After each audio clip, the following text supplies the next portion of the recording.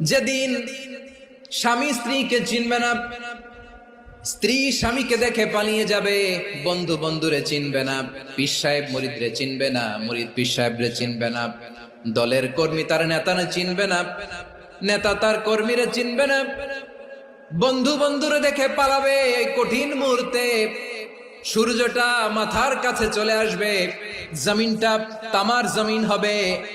আজকের জমিনের মতো নয়।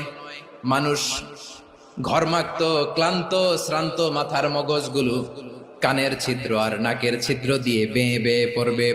বিশ্বনবী ফরমান, কিয়ামতের ওই কঠিন ময়দানে 7 শ্রেণীর ব্যক্তিকে রব্বুল আলামিন তার আরশের নিচে ছায়া দিবেন।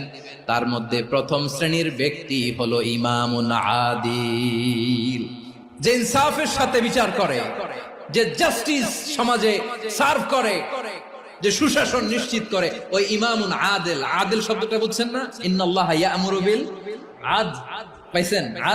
আদিল। 7 শ্রেণীর ব্যক্তিকে আল্লাহ তাআলা সুশীতল আরশ